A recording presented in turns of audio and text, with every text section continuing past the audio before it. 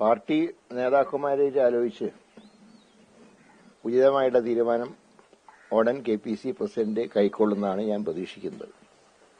പാർട്ടിയെ സംബന്ധിച്ച് ഇന്നലെ അതിജീവിത ഔദ്യോഗികമായി തന്നെ പാർട്ടി അധ്യക്ഷന് പരാതി സമർപ്പിക്കുകയും ആ പരാതി KPC അധ്യക്ഷൻ DGPക്ക് കൈമാറുകയും ചെയ്തു. അപ്പോൾ സാധാരണ രീതിയിൽ അദ്ദേഹം രാഹുൽ ഒരു പാർട്ടിക്കാരനായിരുന്നുവെങ്കിൽ സ്വാഭാവികമായിട്ടും പാർട്ടി തലത്തിലാണ് അന്വേഷിക്കുക. പക്ഷേ അദ്ദേഹം പാർട്ടിയിൽ സസ്പെൻഷനായതുകൊണ്ട് തന്നെയാണ് KPC പ്രസിഡന്റ് അത് DGPക്ക് ഫോർവേഡ് ചെയ്തത്.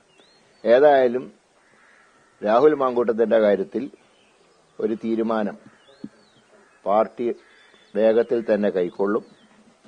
ഈ പറഞ്ഞതുപോലെ സസ്പെൻഷൻ എന്നുള്ളത് തെറ്റുതിരുത്തി തിരിച്ചു വരാനുള്ള ഒരു മാർഗമായിട്ടാണ് കോൺഗ്രസ് പാർട്ടി അനുവർത്തിച്ചു വരുന്നതെങ്കിലും ഇക്കാര്യത്തിൽ ഇനി അതിനൊരു സ്കോപ്പ് ഇല്ലാത്ത സാഹചര്യത്തിൽ ഉചിതമായി ശക്തമായിട്ടുള്ള നടപടി പാർട്ടിയുടെ ഭാഗത്തുനിന്നുണ്ടാവും.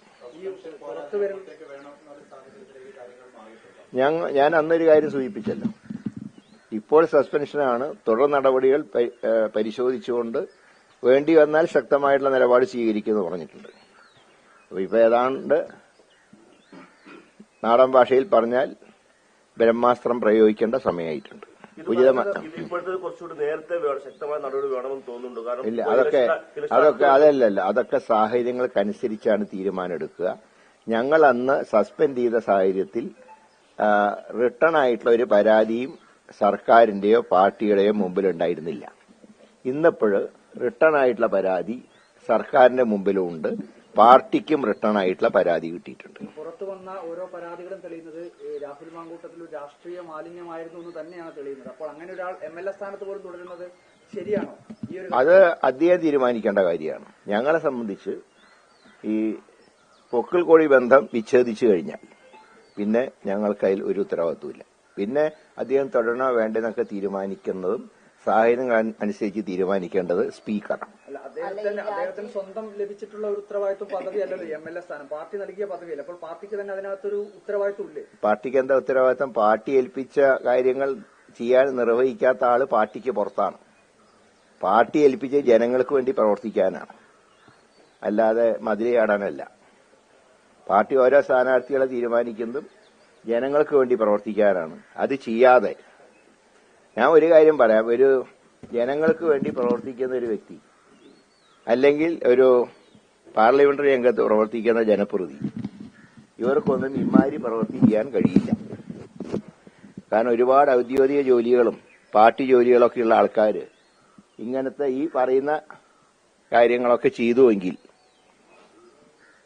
ഈ പൊതുരംഗത്ത് മാത്രമല്ല ഒരു രംഗത്തും നിൽക്കാൻ യോഗ്യനല്ല.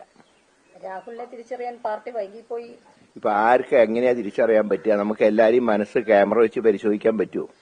AIക്ക് പോലും കഴിയുന്നില്ല, പിന്നെയാണോ മനുഷ്യന് കഴിയുന്നത്? ഇനി ചില നേതാക്കന്മാരൊന്നുമില്ല, പുകഞ്ഞ കൊള്ളി പുറത്ത്, ആ പുകഞ്ഞ കൊള്ളിയോട്ട് സ്നേഹമുള്ളവർക്കും പുറത്തു പോവാം. ഞങ്ങളൊരു കാര്യം പറയാം, ഞങ്ങൾക്ക് മറ്റു പാർട്ടികളുടെ കാര്യം നോക്കേണ്ട ആവശ്യമില്ല, അത് ജനങ്ങൾ തീരുമാനിക്കട്ടെ.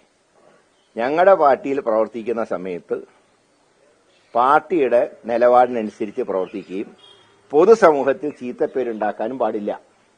അങ്ങനെ ഉണ്ടാക്കി കഴിഞ്ഞാൽ പാർട്ടി നടപടിയെടുക്കും. മറ്റുള്ളവരുടെ കാര്യങ്ങൾ ഞങ്ങൾക്ക് പരിശോധിക്കേണ്ട കാര്യമില്ല.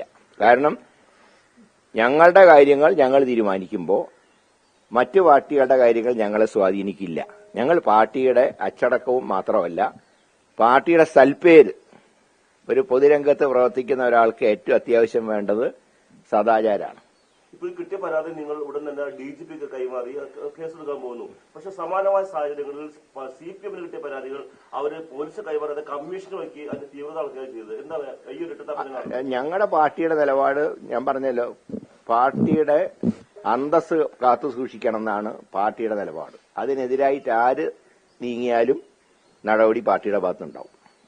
പക്ഷെ സമാന പരാതികൾ കമ്മീഷനെ വിട്ട് അന്വേഷിപ്പിച്ച CPM പക്ഷേ ഈ രാഹുൽ മാങ്കൂട്ടത്തിന്റെ കാര്യത്തിൽ കോൺഗ്രസിനെതിരെ വലിയ കടുത്ത ഭാഷയിൽ വിമർശനം ഉന്നയിക്കുന്നത്. മാർക്സിസ്റ്റ് പാർട്ടിയുടെ വിമർശനം ഞങ്ങള് കണക്കിലെടുക്കുന്നേ ഇല്ല. കാരണം അവരുടെ ഒരുപാട് ആൾക്കാരുടെ പേരിൽ പരാതിയുണ്ട്. അത് അവരുടെ സംസ്കാരം. ഞങ്ങൾ അങ്ങനെയല്ല. പൊതുരംഗത്ത് പ്രവർത്തിക്കുന്നവർ മാന്യത വേണം. അതാണ് ഞങ്ങളുടെ നിലപാട്. അടിയന്തര യോഗം ഏതാ അത് അദ്ദേഹം തീരുമാനിക്കേണ്ട കാര്യമാണ്.